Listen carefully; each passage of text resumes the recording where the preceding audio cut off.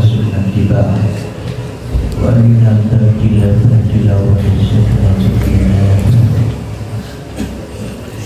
Rabbana taqabbal minna du'ana innaka antas samiul 'alim wa tub 'alaina innaka antat tawwabur rahim ya abana qa'ibin abina liman nakhaf ya abana khaibin salimna liman nakhaf ya abana khaibin liman nakhaf قال الله تعالى في كتابه الكريم أعوذ بالله من الشيطان الرجيم بسم الله الرحمن الرحيم وإذ تأذن ربكم لئن شكرتم لأزيدنكم ولئن كفرتم إن عذابي لشديد وقال أيضا واذكروني أذكركم واشكروني ولا تكفرون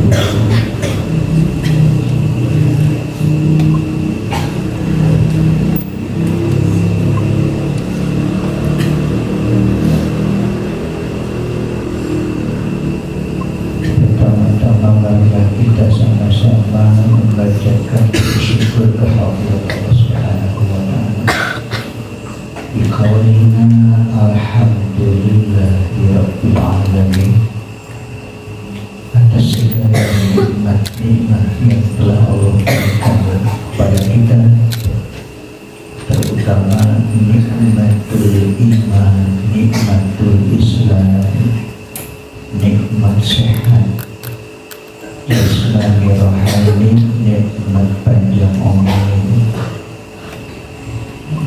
nikmat materi.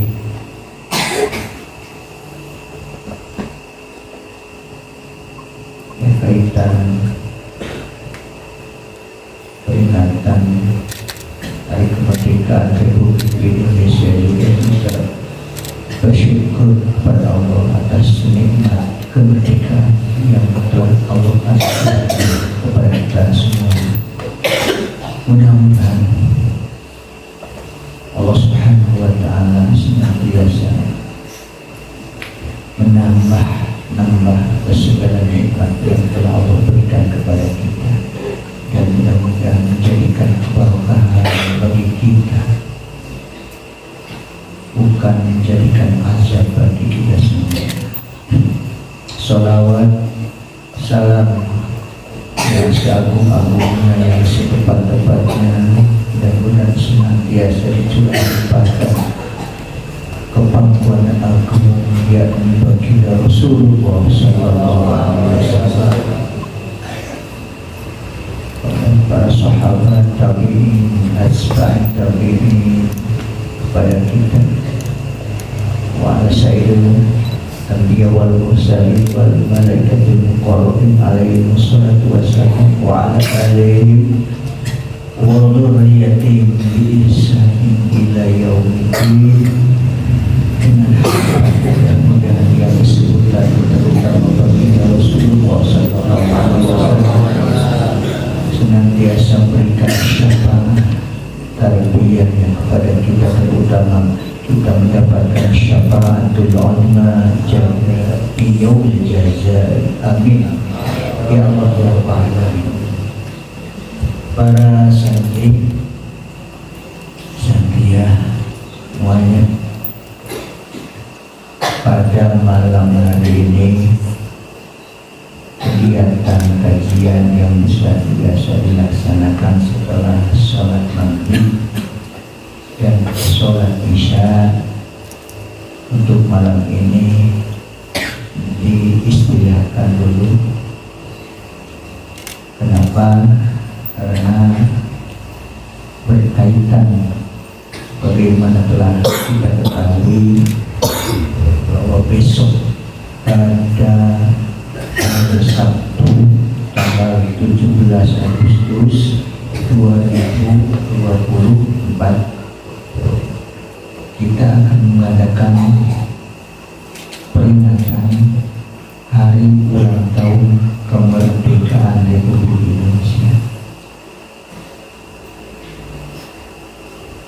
Buat apa kita mengingat, diperingati, supaya kita ingat bahwa kemerdekaan itu adalah hasil perjuangan dan rahmat Allah Subhanahu wa Ta'ala, anugerah dari Allah Subhanahu wa Ta'ala. Sehingga dengan bersyukurnya itu kita ditambah nikmat. Kenapa kita harus bersyukur? Tadi sudah dibacakan ayatnya. La in syakartum la azidannakum wa la in kafartum inna adzabi lasyadid. Kita semuanya harus merasa bersyukur kepada Allah. Syukuran itu pertama minimal bil lisan, bil qalbi, bil af'al. Bil qalbi di dalam hati kita mengingat kepada Allah, berzikir kepada Allah, bersyukur kepada Allah atas nikmat yang telah diberikan oleh Allah kepada kita.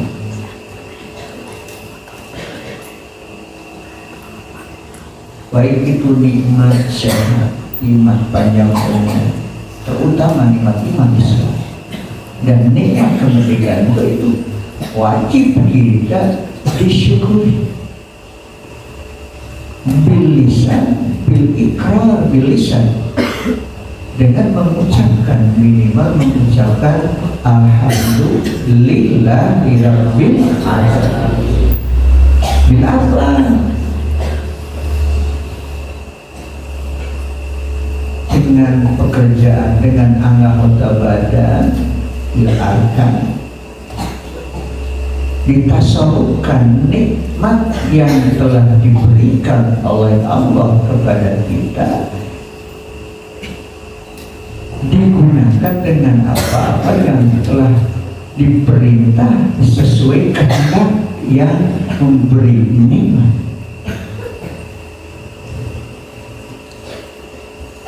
Syukur nikmat itu adalah menggunakan seluruh pemberian sesuai dengan kehendak yang memberikannya. Kebalikannya kufur nikmat wala takfurun, dalam Al-Quran dikatakan fadkuruni washkuruli wala takfurun. Kufur nikmat itu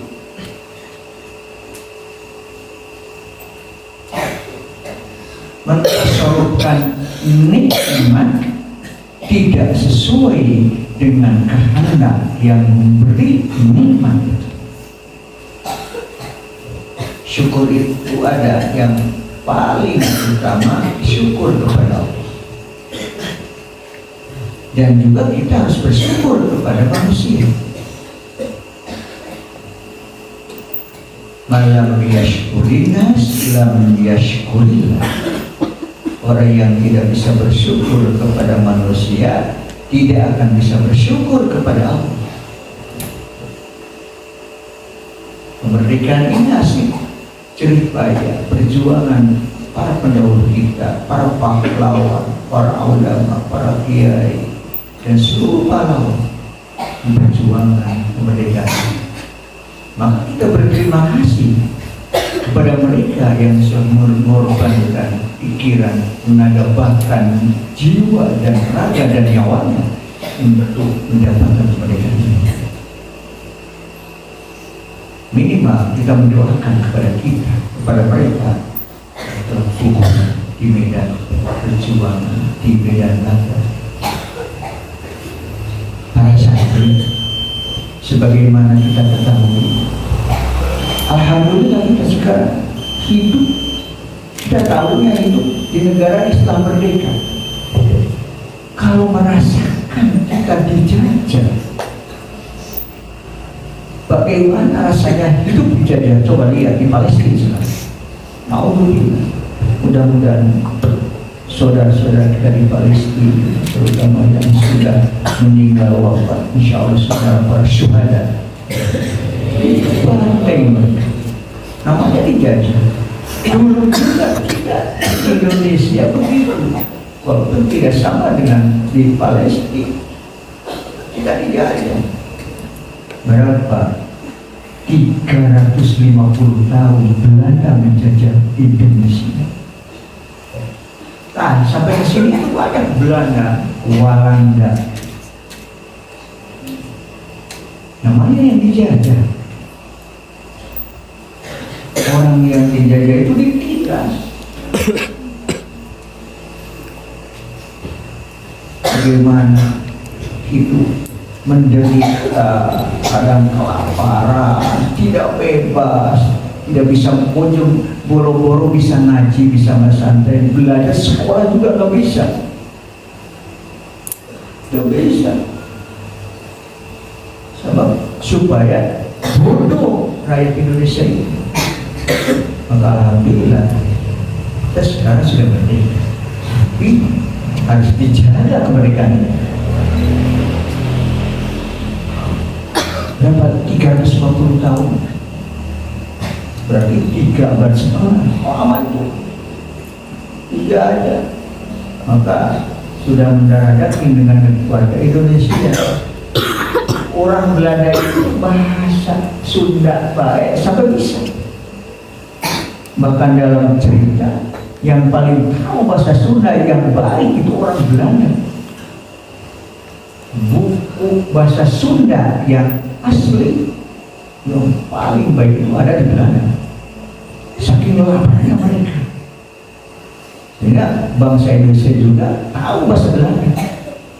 Seperti duwegan, kelapa muda itu duwegan itu menurut gue itu bahasa Belanda. Orang Belanda kalau kesini maunya kelapa muda, dawi jen, ai dawi kelapa, ari jen mora, jadi kelapa muda, jadi duwegan. Itu bahasa Belanda itu, dawi jen, ditulisnya dawi jen, dibacanya dawi jen. Gitu. Hei, aku mau dawi jen, gitu, bahasa Belanda. Kalau mereka mau harus diambil, jangankan cuma kelapa muda, istri bangsa Indonesia, kalau mereka mau diberikan. Istri kamu cantik ya, buat saya diambil tuh. Na'udzubillah semua. Jangan itu penjajah itu. Belanda itu. Menir, ini ada cerita dari Sultan ini.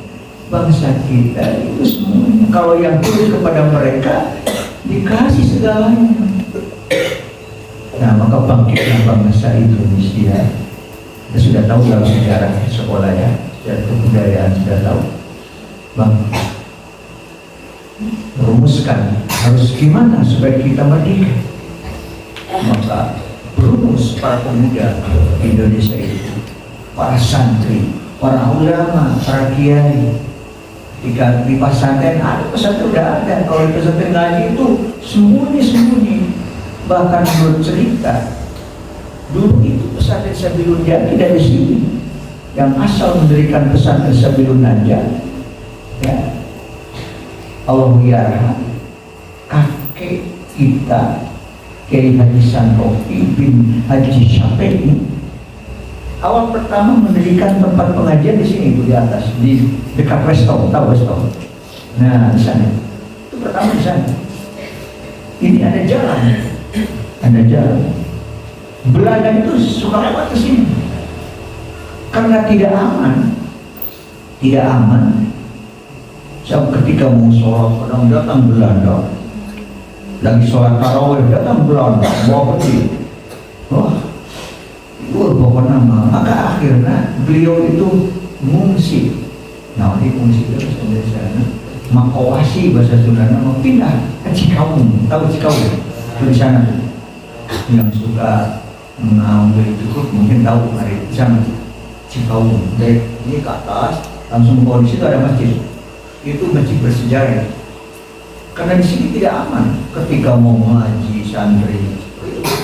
Ada benda-benda enak-enak sorot tuh lewat buang mobil.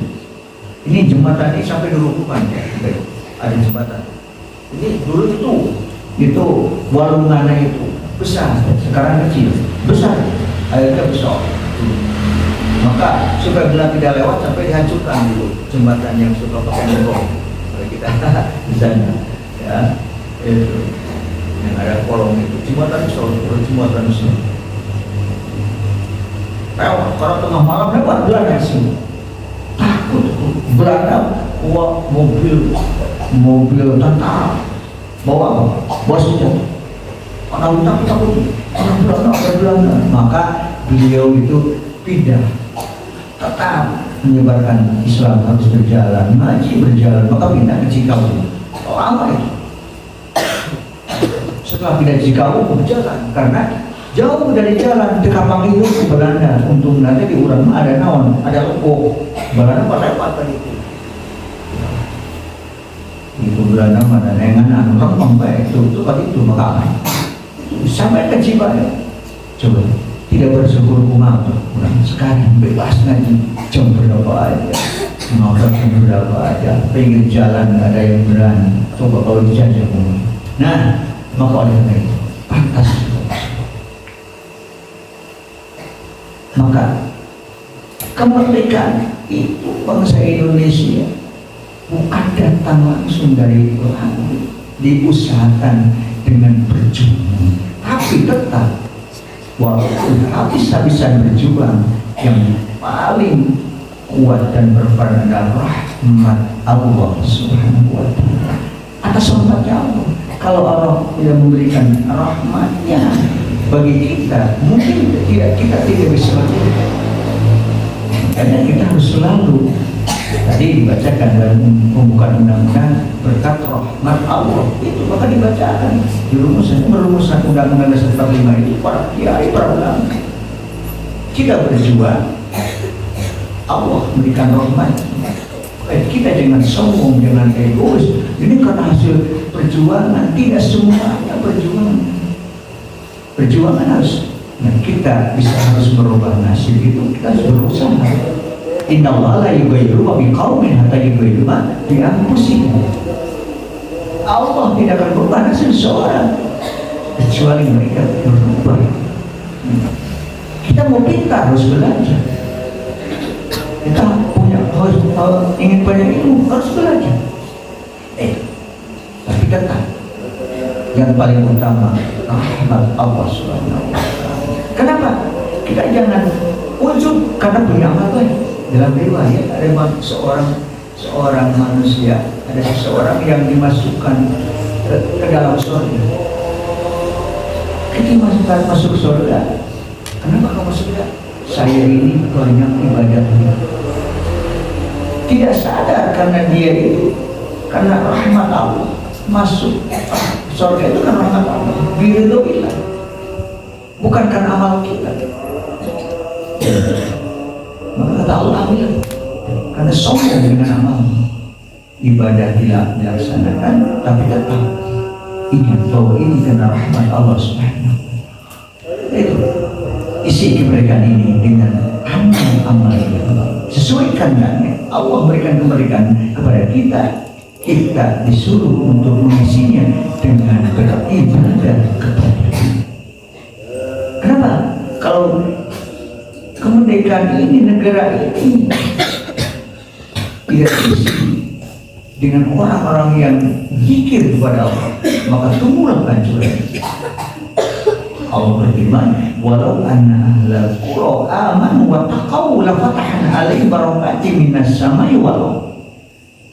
Seandainya ahli negara, ahli kampung, ahli daerah aman wa taqaw, iman dan bertakwa, la fatahna 'alaihim barakatin minas samai wal ardi, maka Allah akan membukakan dari langit dan bumi itu barokah.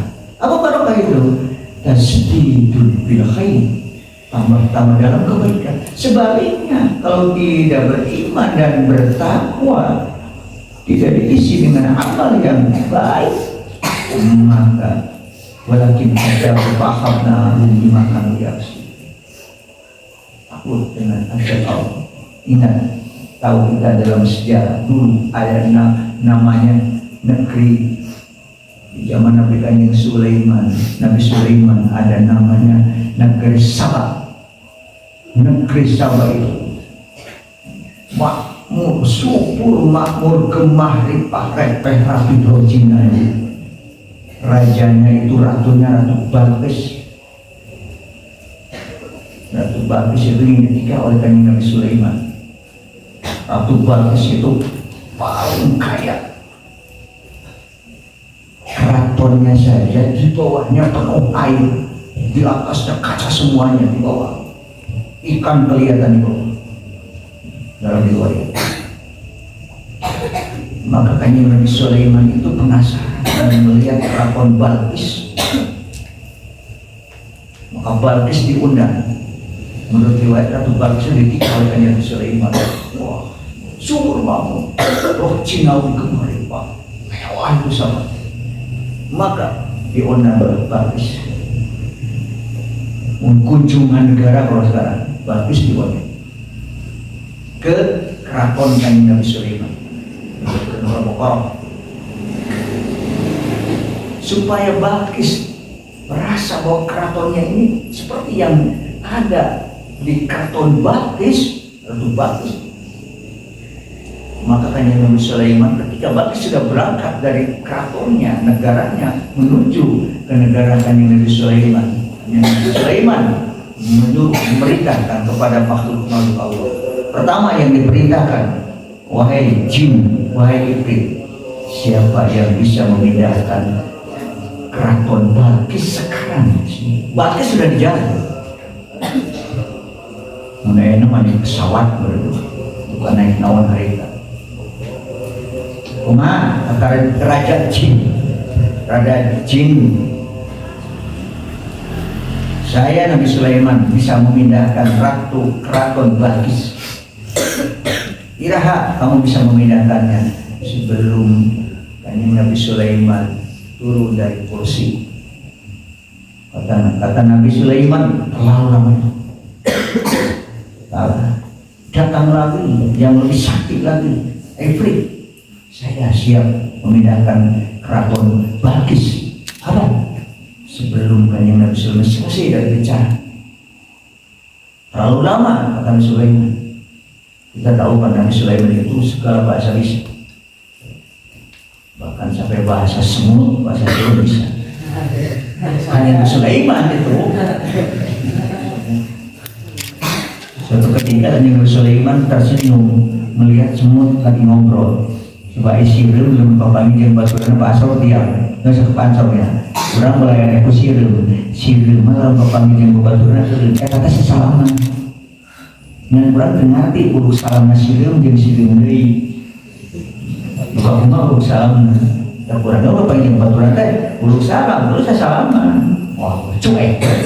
Sireum baca salaman. Dah itu bisa. Lama. Maka Kanjeng Nabi Sulaiman merintahkan, siapa yang paling cepat? Datanglah seseorang manusia, jalmi, orang manusia. Kata orang itu, wahai Nabi Sulaiman, aku bisa memindahkan keraton Balkis. Kapan? Sebelum Kanjeng Nabi Sulaiman selesai menghijab berkedip sekejap mata. Siapa namanya? Asif bin Barkhaya. Coba jadi teku malaikat, teku jin, teku iblis, tapi cuma Asif bin Barkhaya. Kira mana bisa bedakan? Sakti akan mesti rapih minjem. Kanjeng Nabi Sulaiman minjem keraton Balkis ayah di depan Kanjeng Nabi Sulaiman. Asif bin Barkhaya. Asif bin Barkhaya ini jelema geus tasawuf makrifatnya tinggi kau. La mawjuda illallah, la ma'buda illallah, la maktuba illallah, la maksuda illallah. Semua orang makrifat dan tinggi di sini. Jadi ternyata manusia itu lebih mulia daripada makhluk yang lain. Walaqad karramna bani Adam. Maka Allah Subhanahu wa taala dalam Al-Qur'an berfirman, "Idza qala rabbuka lil malaikati inni ja'ilun bil ardi khalifah." anu bisa mengurus alam ini, tanah, lautan, daratan, gunung-gunung, siapa dan keturunan. Kita ini khalifah semua yang bisa mengurus. Kewajiban oleh Allah kita untuk mengurus, yang membereskan alam dunia. Nah itu ternyata manusia itu lebih mulia. Setelah datang keraton Balkis di depan Kanjeng Nabi Sulaiman, datanglah Balkis. Setelah datang, Balkis kaget. Lewat di keratonnya, silakan. Selamat datang, marhaban, ahlan wa sahlan, welcome, welcome Balkis di keraton saya. Selamat datang di keraton saya. Nah, biasa-biasa aja. Pas ditempuh dilihat keratonnya indah sekali. Cek Balkis, kayak keraton saya ya. Pada keraton manehna dibawa dipindahkan ke Asif bin Barkhaya. Sehingga dalam cerita Balkis itu sampai takut kebasahan gaunnya, yang baju jilbab bawah itu gaunnya. Jadi angkat dalam cerita, diangkat bajunya sehingga kelihatan betisnya itu Balkis yang berbulu. Itu udah riwayat, kan udah disangka ini gitu. Akhirnya luar biasa disangka air, padahal itu keraton yang Balkis punya. Nah, Sabah itu kemana? Jika ada Kanjeng Nabi Sulaiman, ada Balkis, aman tentram, karena aman wa taqaw.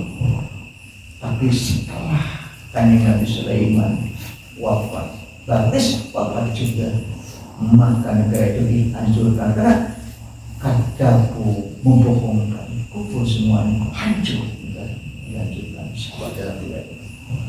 Nah, maka kita dalam mengisi kemerdekaan ini, terutama dengan mensyukuri itu, kita harus apa tadi? Syukur nikmat itu ngagunakeun pamere akur jeung kahayang numer. Jika Allah kesian bumi ieu dipake naon?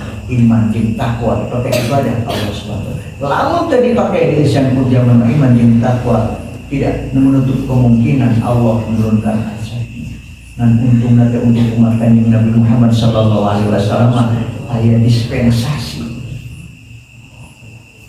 Itu langsung memaksiatkan, langsung di kumaha disisa ku Allah.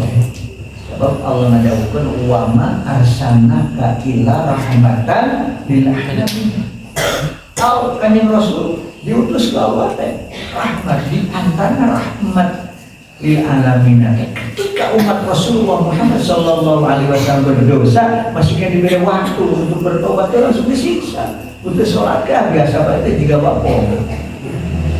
Walaupun disurahkan juga dalam jamaah sholat, tapi perlu hati-hati.